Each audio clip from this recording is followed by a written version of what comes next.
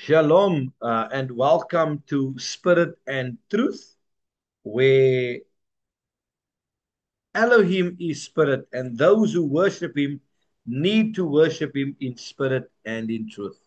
So, today we'll be sharing on the topic of fasting and looking at fasting from an ancient path. So, the power of fasting returning to the ancient path. So, the question I have today is, why is fasting still relevant today? Well, you can turn with me into your Bibles, and you can see to Joel chapter 2 verses 12 to 13. It says, return to me with all your heart, with fasting, weeping, and mourning. Rend your heart, not your garments. So when we look at fasting, we see that fasting is not a ritual, but it is a heart posture of turning to Yahuwah. Now, the Torah, the Hebrew scriptures, never abolishes the principles of fasting. It is still a vehicle for repentance, alignment, and intimacy with the Creator. Especially important in times of national trouble, moral crisis, or spiritual dullness. Now, when you look at the different types of fasting, you can clearly see that when we look at scripture, there are many types of fasting that we see in scripture. And the type of fasting that we see in scripture is Yom Kippur in Leviticus chapter 16 and 23. And what was the purpose of fasting? It was for atonement and national humbling. We look at Esther's fast in Esther chapter 4, verse 16, and we see that it was for intercession for deliverance. Daniel's fast in Daniel chapter 10, 2 to 3, the purpose of Daniel's fast was seeking understanding and revelation. We go to Jonah chapter 3, 5 to 10, we see Nineveh's fast. Nineveh's fast was a repentance to avert judgment. And then we go to Matthew chapter 4, 1 to 2, which is referenced only. We see that it is Yahushua's fast, preparation before ministry, which is parallel with Moshe's 40 days, as we see in Exodus 34 to 28. Now, one of the other things is that I want to speak about is, what's the problem with this language? Now, as Christians, fasting is very popular, right? And so we hear that all the time when people the start of the Gregorian New Year on the 1st of January, many churches and many Christian believers are fasting for the new year, a Daniel fast, a 21-day fast. So I want us to take a look at what are the different Christian terms or phrases, and what is the issue with it, and where do we find it in scripture. So you'll always hear people saying, we are fasting for a breakthrough. So it's breakthrough fasting, right? When you look at scripture, it's nowhere found in Torah, prophets, or the writings. The next one you heard, a 21-day fast or a power fast. We see in the book of Daniel, Daniel never instructed others to copy his personal fast. There's another one that is very popular too. It's fasting for an open heaven. Now, scripture never teaches fasting forces Yahuwah to act. Or a very popular saying, let's fast for a blessing. So when you do that type of things, you start treating Yahuwah like a vending machine, which contradicts covenant relationship.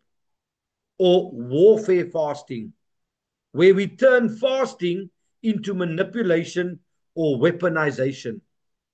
Now, furthermore, fasting is about submission and not manipulation. How? Let's look at scriptures. Isaiah 58, 4 to 5. You fast for strife and debate. Do you call this a fast, an acceptable day to Yahuwah? Zechariah 7 verses 5 says, did you really fast for me? Joel chapter 2, 12 to 13 says, return to me with all your heart, rend your hearts and not your garments. And so we see that these scriptures that I've just read now emphasize that fasting is primarily and only for turning to Yahuwah and not twisting his arm for our personal gain. When we look at Daniel's fast, let's take a look at Daniel's fast. So, what about Daniel's fast? So, Daniel tend to, this is a very popular fast. I used to do it too when I was there, but praise Yahuwah, I've come to the truth of His word, and I mean, I used to fast for the breakthrough, 40-day Daniel fast. We're gonna do this. We're going through financial challenges, and we're gonna fast now that Father will give us a breakthrough opening. And we did this because we were ignorant of the truth. We were influenced by Western Christianity, this Christianity that has come from a universal church, and so has been influenced over the centuries. And so we've adopted and taken on these practices and sayings. And so when you look at Daniel chapter 10, verse 2 to 3, it says, Daniel ate no pleasant bread for 3 full weeks. Now, what is the context? Daniel was mourning and seeking understanding, not performing a preset religious ritual. I know many people who annually do a Daniel fast. There's no command in scripture to replicate his fast, nor any idea that his fast brought breakthrough. You see, Daniel's fast was a personal, context specific expression of grief and spiritual pursuit. I have news for someone today listening. It was not a breakthrough formula. You see, when fasting becomes a weapon for warfare, this is another misapplied idea.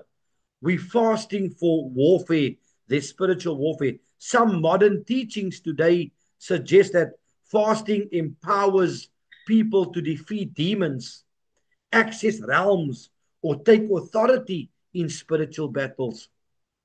But when we look at the Hebrew scriptures, we look at the Torah, the Old Testament, from Bereshit to Malachi, Genesis to Malachi, we see that victory only comes through obedience, not through rituals. Why? When we go and look at Exodus 14 and Chronicles 2 Chronicles 20 to 15. Let us read Exodus 14:14. And let's see what it says, because that verses allude to the battle belongs to Yahuwah. So why are we taking the battle upon ourselves? Why are we wanting to fight this battle when scripture clearly says to us that the battle belongs to Yahuwah, right? So Exodus 14, verses 14, and it reads, Yahuwah fights for you and you keep silent. No, sorry, no. Yahuwah fights for you and you keep fasting. Oh no, that's a new version. That's a new version. I'm just kidding, man. I'm just kidding. I'm playing. Yahuwah fights for you and you keep silent. You see, the Torah teaches you and me, and the Torah is the first five books of the Bible: Genesis, Exodus, Leviticus, Numbers, Deuteronomy. It teaches us to walk in covenant. And when you walk in covenant, Yahuwah fights for you. But when you break covenant, trouble comes. Right? And so we are instructed to walk in covenant. So let's look at what the purpose was of fasting based upon the Old Testament and based upon the Tanakh, right? Which is the Hebrew scriptures. Yom Kippur was for atonement and humbling.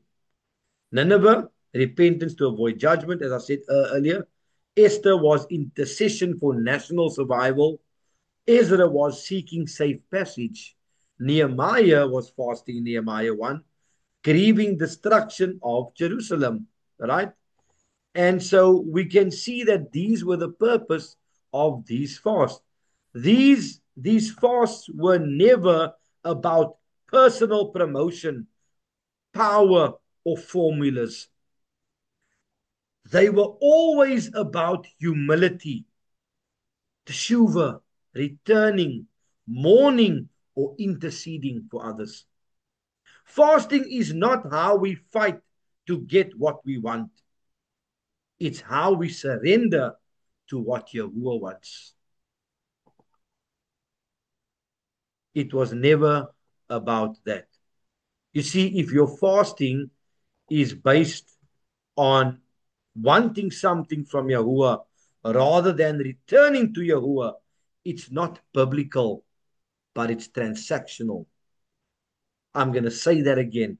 If your fasting is based on wanting something from Yahuwah rather than returning to Yahuwah, it becomes transactional instead of biblical. And you believe we are to live biblically correct? Because Micah 6 to 8 says, with what shall I come before Yahuwah? He has shown you, oh man, what is good, to do justly, to love mercy, and to walk humbly with your Elohim. And so we understand that the heart of fasting is all about teshuva, to return. Teshuva is the goal. Fasting is a tool in returning to Yahuwah, not for breakthrough and things, power and personal promotion. Fasting can reconnect the individual and the community with Yahuwah. It restores the ancient path in Jeremiah 6:16. It aligns the soul with truth and invites divine mercy into the camp. You see, fasting amplifies prayer, not making it louder to Elohim, but by making us more sensitive to his voice. That is what fasting does. it makes us more sensitive to the voice of Yahuwah when we pray. And that is why fasting and praying goes together. Now, I want to, just before I go deeper into this, I want to just scripturally correct some Christian fasting language versus scripture fasting truth. When you look at the Christian concept of let's fast to get a breakthrough, the scriptural correction for that is let's fast to return to Yahuwah. Joel chapter 2:12. Let's do a power fast for 21 days. There is no set power fasting formula in the Torah or the Tanakh. Let's fast to defeat demons. No, you can't defeat demons by fasting. Obedience brings protection. Go and read Deuteronomy chapter 28. Let's fast for an open heaven. No, Isaiah 58 says repentance brings divine favor. Let's fast for blessings.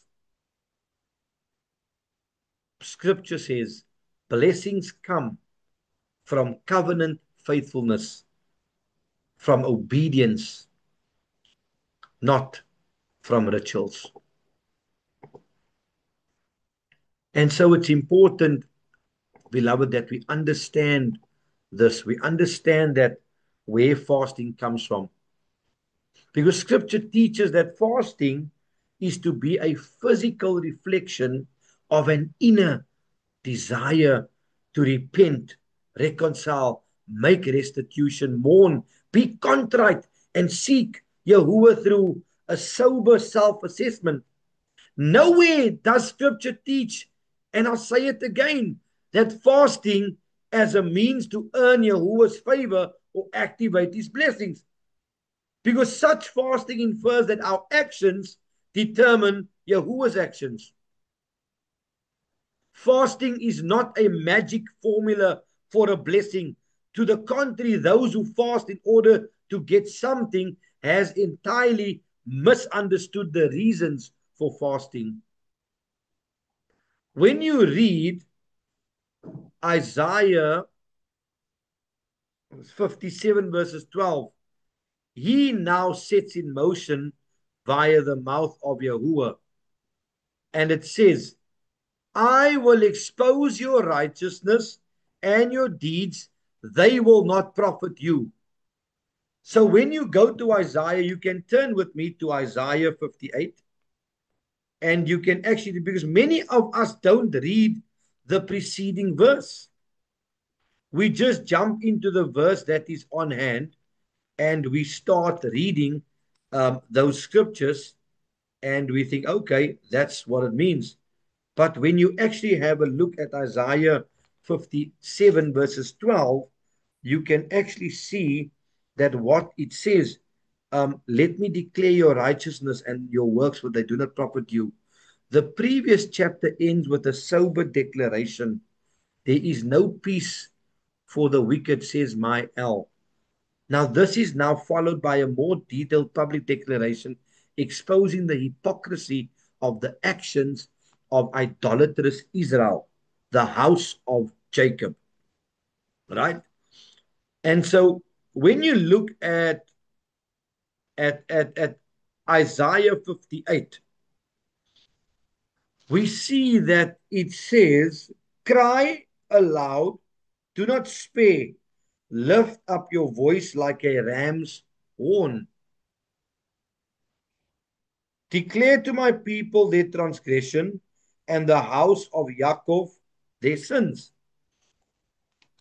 You see, here Isaiah is addressed by Yahuwah and instructed to make himself heard by all the people of Israel.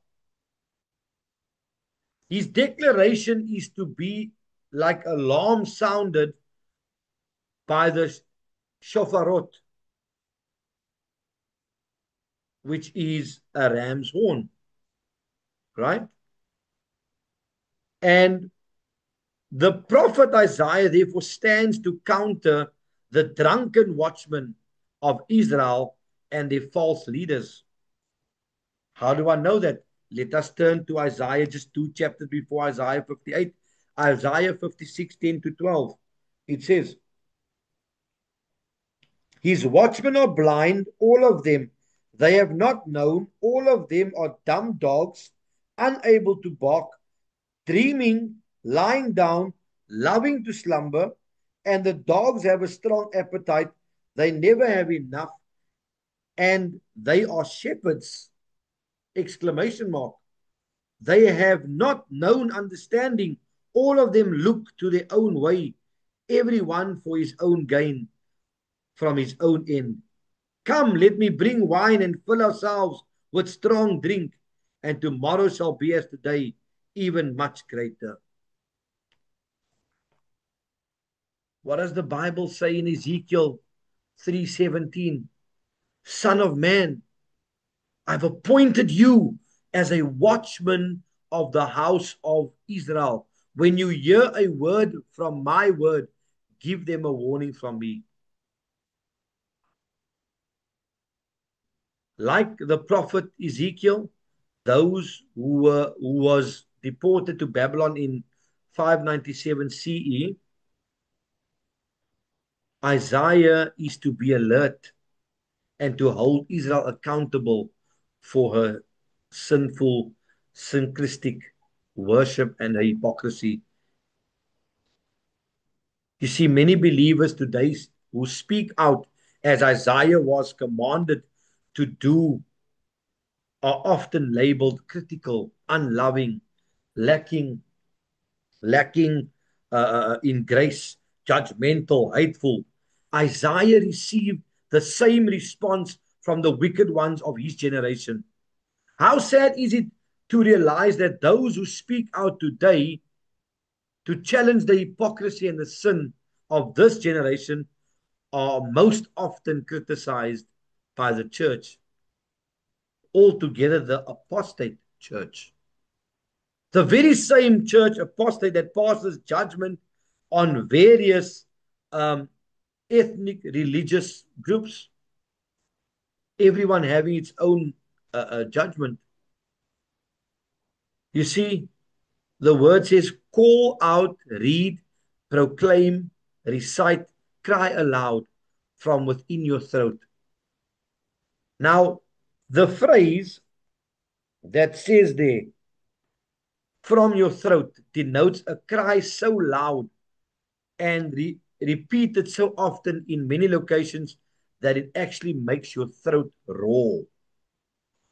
The passion that is expressed in the guttural throat sounds of the Hebrew language are also being referred to. So this is to be a forceful, passionate admonishment, a voice of alarm, warning, and of accountability, right? And so you must understand that when you read in the former chapter of Isaiah 58 in 57:12, you see that Yahuwah spoke of exposing the righteousness of the wicked, and this begins by detailing the apparent religious zeal of Israel. And so looking at those, it is important to understand that when you read in scripture, you ask yourself a question: why do we fast? Now, this is the incredulous query of Israel's observant ones. They believe they have done what's required to please Yahuwah with their empty actions and their traditions. However, Yahuwah has not responded. It may be that in part they have seen abundant seasonal rains or fruitful crops, among other things that they desired. On the other hand, they may be complaining because they have fasted for their own gain and yet not received the riches they wanted. And this is, of course, an excellent Brit Chadashah or New Testament scripture that addresses this. What does James say? Yaakov 4, chapter 3, yeah. James chapter 4, verse 3 to 4. You ask and you do not receive because you ask with wrong motives, so you may spend it on your passions, you adulterous. Do you not know that friendship with the world is enmity with Yahuwah? Therefore, whoever wishes to be a friend of the world makes him an enemy of Yahuwah. We busied ourselves, afflicting our soul, life, the person, the very existence, and without your knowledge. The Hebrew is ambiguous for a reason. Because when you look at Matthew 7, and I'm coming to that now, you see that the affliction of the soul that the scripture speaks about is an idiom referring to fasting, but there's also an inferred sense here of vain busyness in religious practices. The phrase, and you have not known us, is very interesting because in that it is an idiom that denotes Yahuwah's rejecting of the wicked. Now, Matthew chapter 7, 22 to 23. Many will say to me, let us go and read that. I don't want to miss that scripture. Matthew chapter 7. You can turn in your Bibles as well. Matthew chapter 7, 22 to 23. Many shall say to me in that day, Adonai, Adonai, have we not prophesied in your name and driven out demons in your name, performed mighty works in your name? And then I shall declare to them, says Yahusha, I never knew you. Depart from me, you who work the lawlessness. I want you to look at that there is a, this is what Yahusha is saying, that there are going to be many people who are going to say, I did this in your name, I fasted, I did. And he's saying, depart from me, for I do not know you. Scripture teaches you and me that fasting is to be the physical reflection of an inner desire to repent, reconcile, make restitution, and mourn. The true motivation for Israel's fasting is brought into light when you read Matthew 6:16 to 18. Let's go to Matthew 6:16 to 18. The hypocrisy of the people is great. Though they make all the outward signs of fasting and piety, they are nonetheless seeking to win arguments, contend with enemies. They have not fasted in order to be heard by Yahuwah. What does Matthew chapter 6:16 to 18 say? It says, but when you pray, no, sorry, that's 6:16. It says, and when you fast, do not be sad-faced like the hypocrites, for they disfigure their faces so that they appear to be fasting to men. Truly I say to you, they have their reward. But when you fast, anoint your head and wash your face, so that you do not appear to men to be fasting, but to your Father who is in heaven in the secret place. And your Father who sees in secret shall reward you openly. So what does it say there? When you fast to your Father, not fasting for a breakthrough, fasting for an open heaven, fasting for protection. When you fast unto your Father who sees what is done in secret, and he will reward you. Beloved, there's nothing that you and I can do that will move the hand of Yahuwah, but we need to be obedient. Obedience is the key for favor, for blessing. And it's so important that we look at these things. The idea of fasting as we've learned thus far, is scriptural. The Hebrew usage, according to its pictographic word image, is a movement from despairing to caring, sharing, and finally repairing. Let us look at what was the purpose of fasting. So, when we look at fasting, we actually prepare our body and our mind and spirit for fasting. So, when we fast, the mental preparation for fasting is we set clear intentions. Isaiah 58, 3 to 4, we avoid distractions and their secular involvement during the fasting. The spiritual preparation, we start repenting beforehand. We commit to pray, to Torah study, and silence. When we fast, we fast with an expectancy, not demanding anything, right? What is the physical preparation that I can do? Now, it is not required, however, but um, it could be accompanied with food intake, reducing food intake or stimulants or whatever before the fast. Drink water if none at all, or it's not about what you are doing in the fasting. You have to understand that it is much more than that. The idea, like I said to you, is when you look at fasting, we see that you see pray. Let me explain this first. Whereas pray first judges ourselves before we ask for Yahuwah's mercy, intervention, and justice in a matter. Now, fasting does the same. Fasting is like prayer, but it has a twofold application.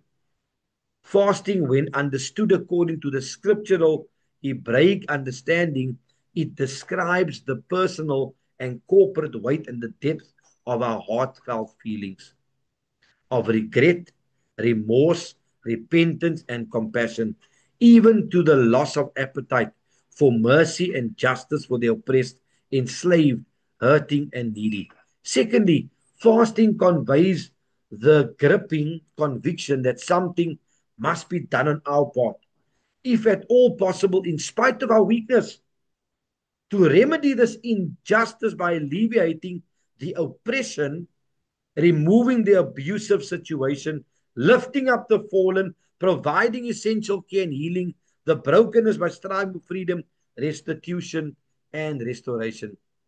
So, in this light, we see that fasting actually seeks to restore and bring about restitution for wrongs done to someone or a body of people. It recognizes that, beloved, that Yahuwah is just in all his ways, even when we put upon to intervene and remedy and justice. When you see prayer and fasting, I mean, in Matthew chapter 6, you see it first is when you pray and when you fast. Prayer and fasting is defined as voluntarily going without food in order to focus on prayer and fellowship with Yahuwah.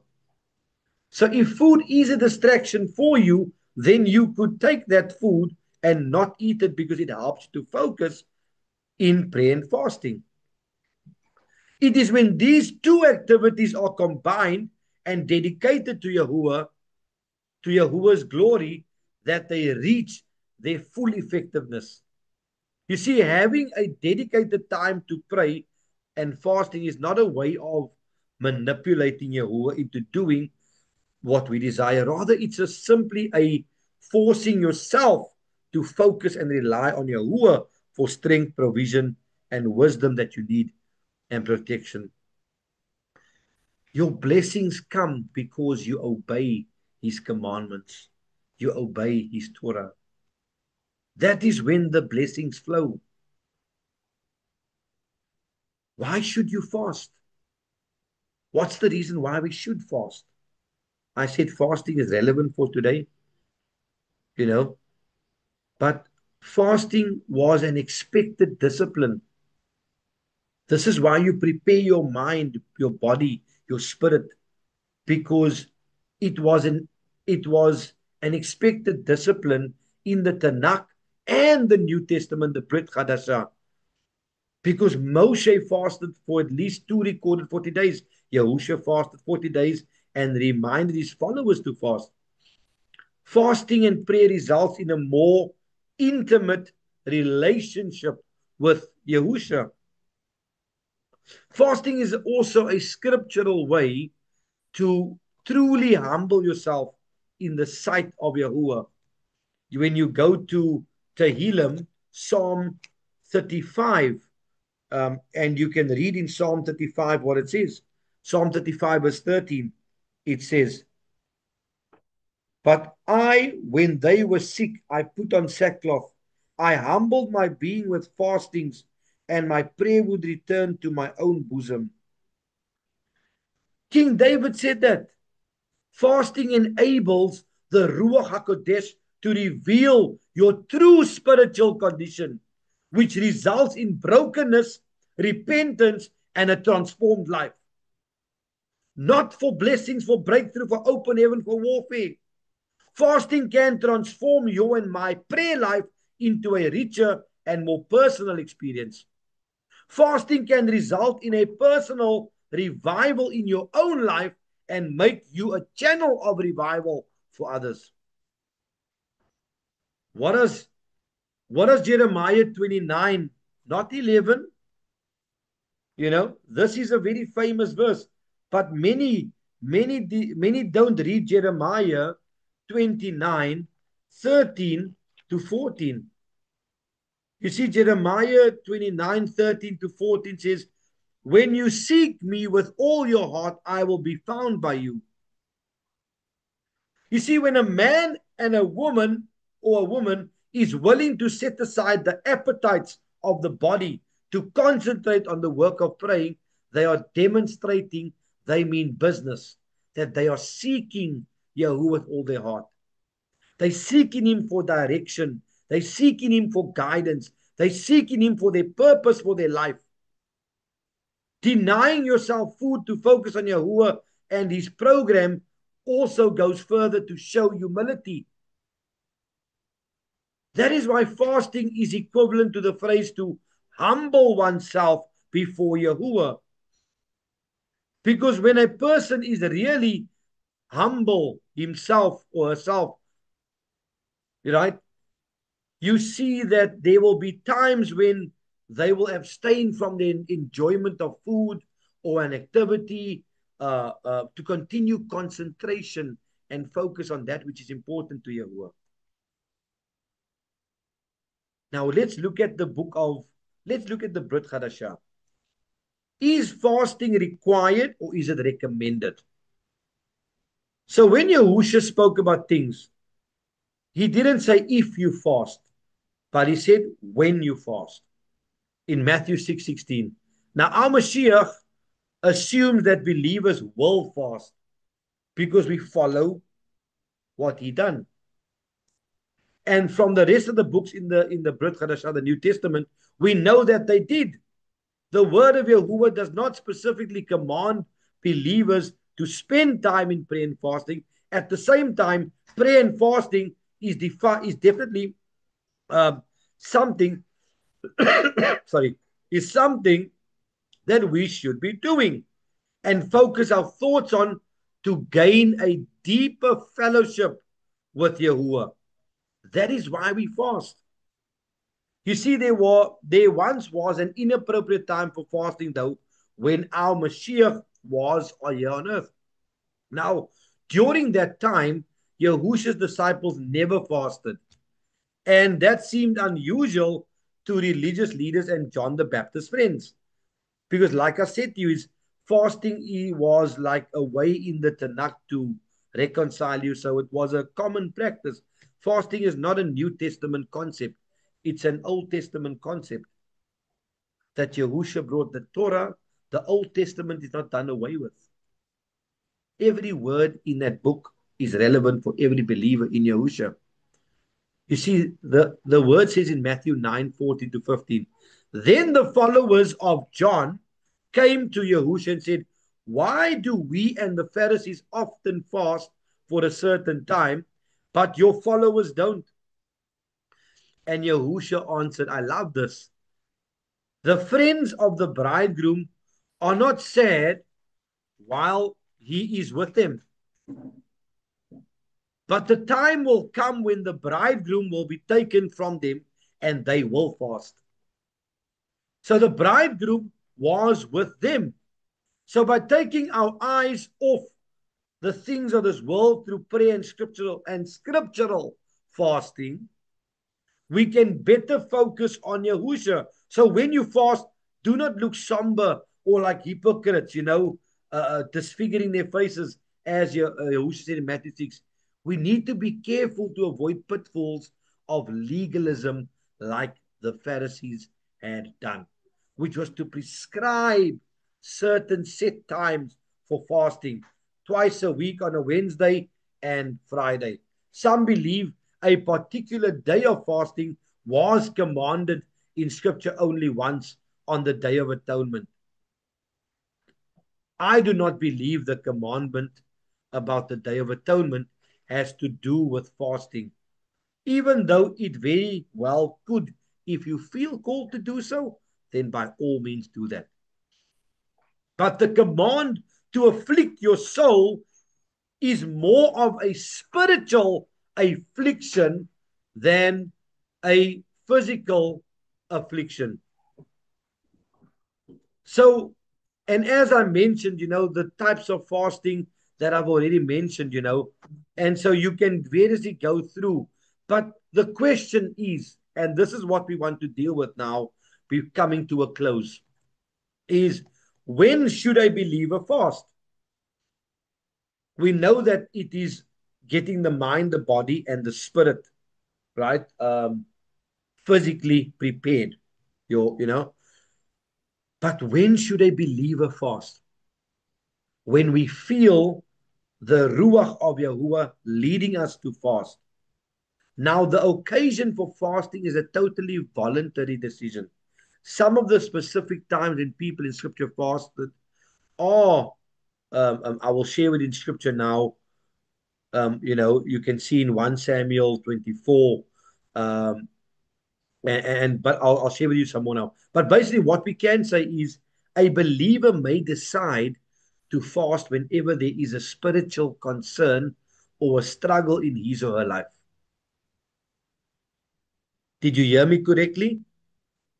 Whenever there is a spiritual concern or there is a struggle in his or her life, a inward, we don't do fasting for something to happen physically.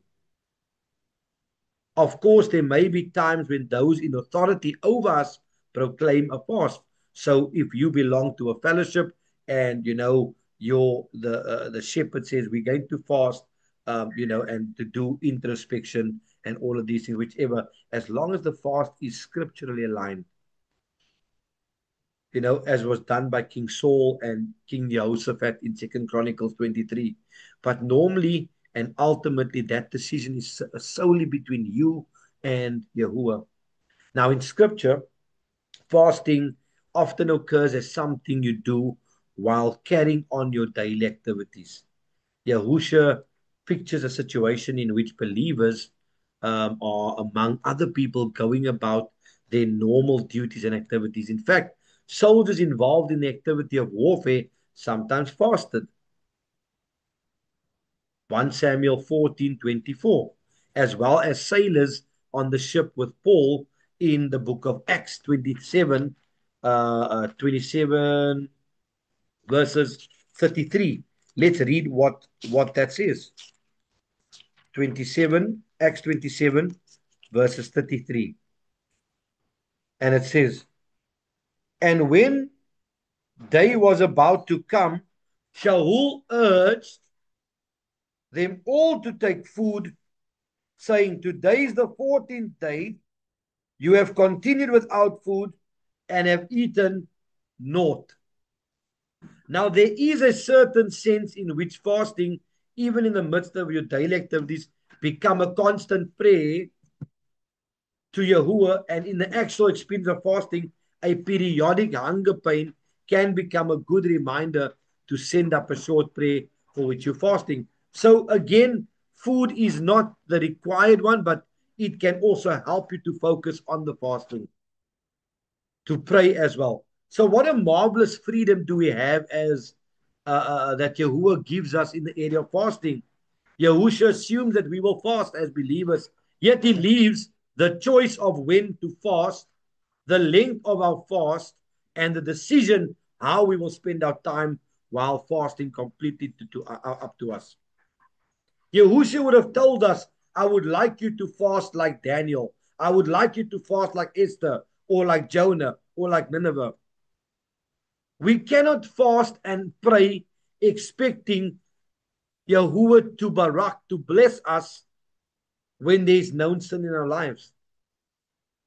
So that is why I said is that fasting does not impress Yahuwah with our spirituality to the point that he ignores our disobedience.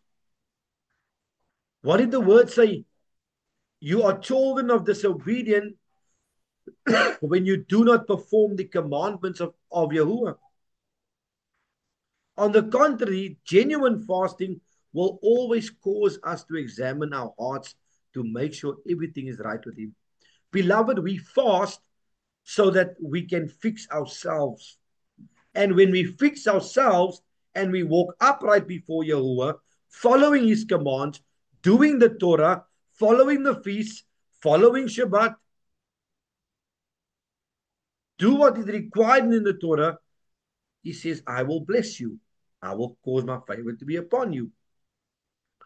The people of Isaiah's day thought that they could fast in disobedience and Yahuwah would hear them. But Yahuwah said, on the day of your fasting, you do as you please and you exploit all your workers. Your fasting ends in quarreling, strife, and striking each other with wicked fists. You cannot fast as you fast. You cannot, let me rephrase. You cannot fast as you do today and expect the voice of Yahuwah to be heard on high.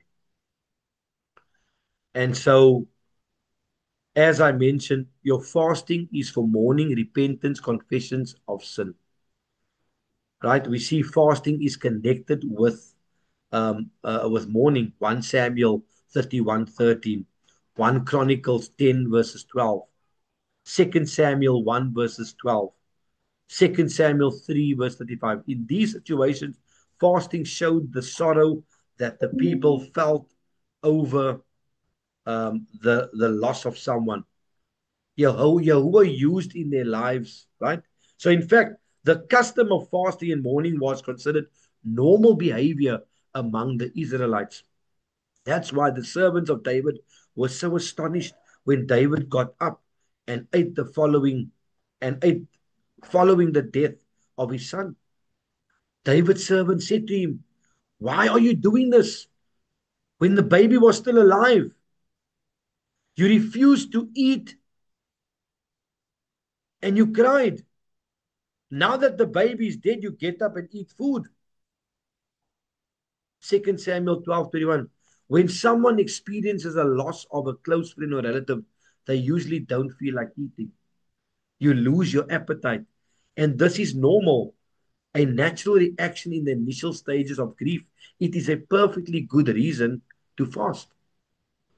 And so mourning and repentance and confessions of sin are found in Deuteronomy 9:18, 1 Samuel 7:6, 1 Kings 21:27, and Ezra chapter 10 verse 6, Jonah 3:5, and Acts 9:3-9.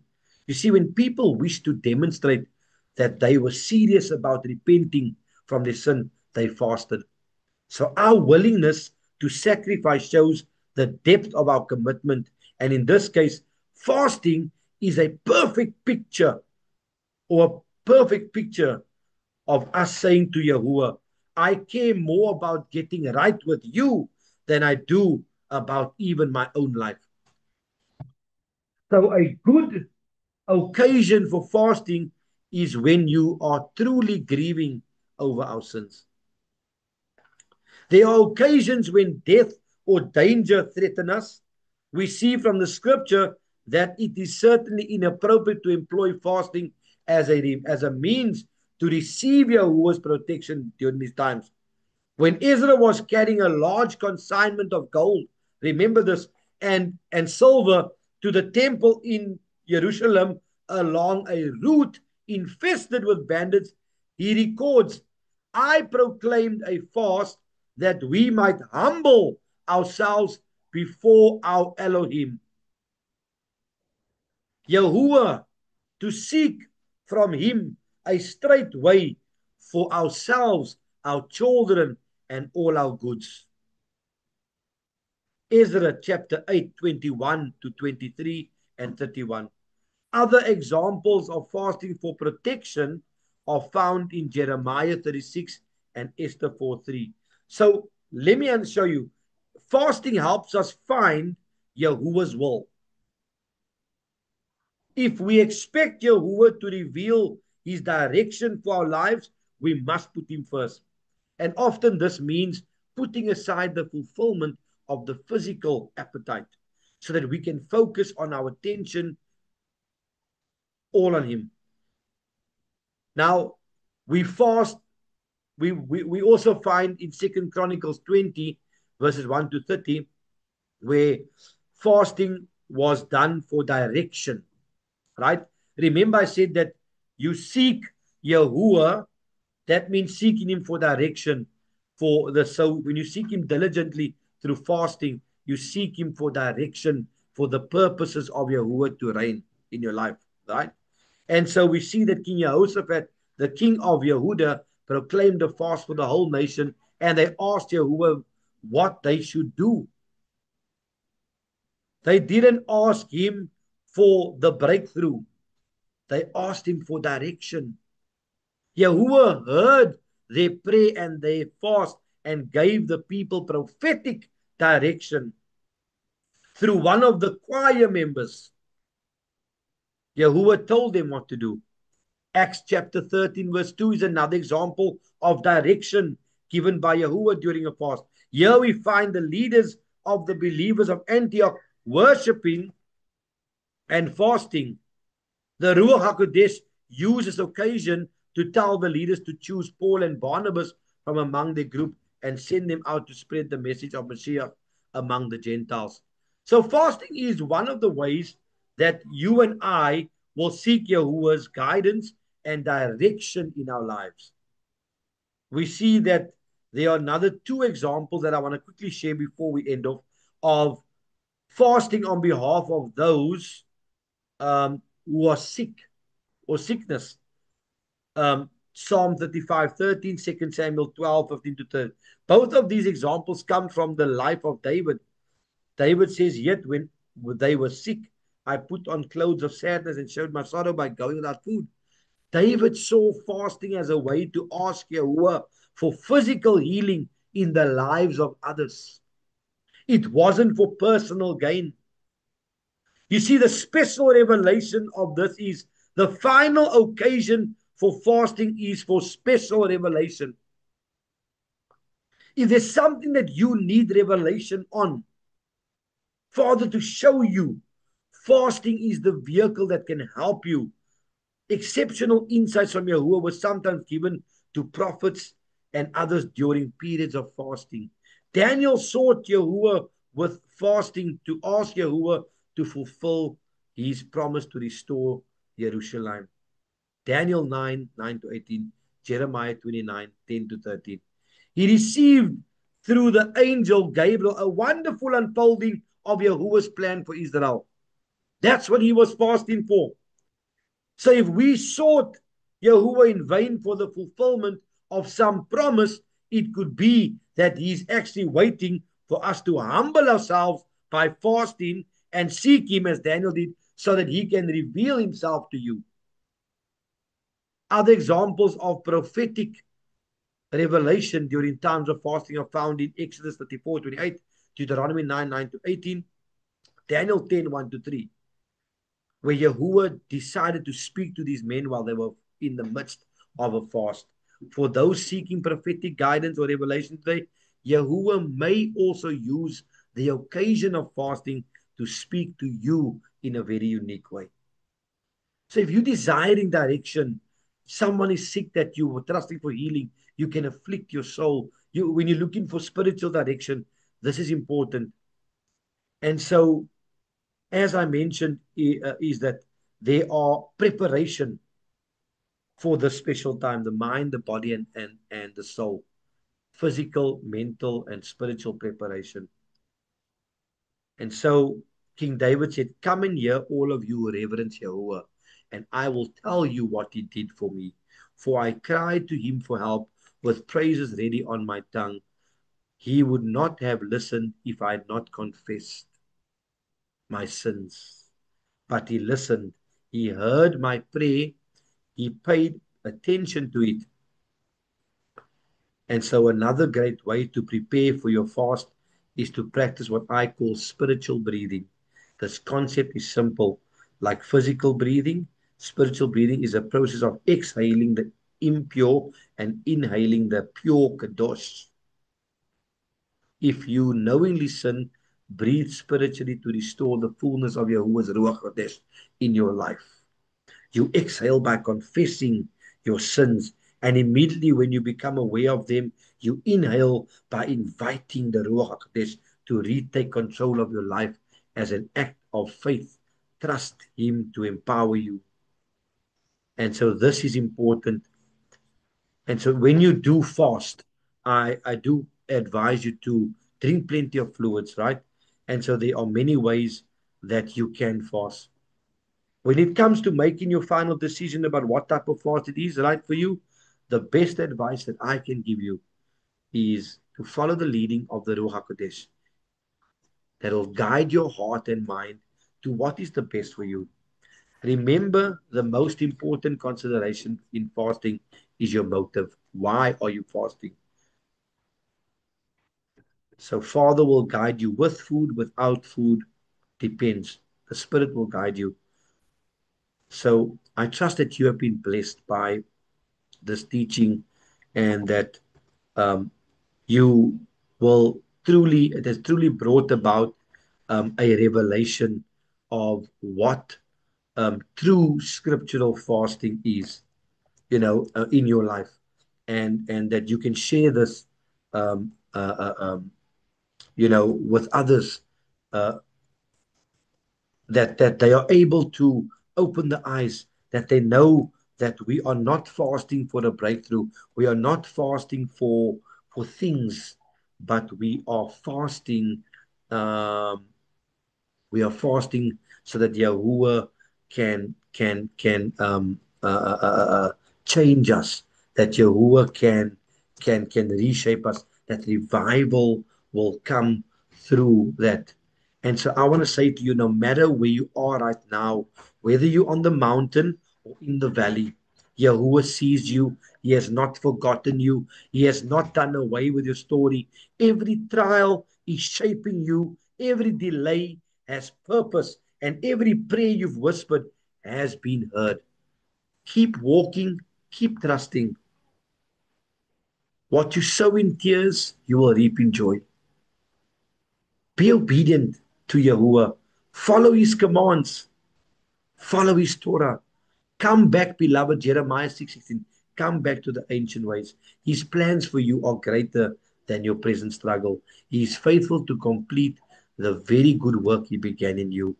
So lift up your head, lift up your hands, and remember, you have been born for such a time as this.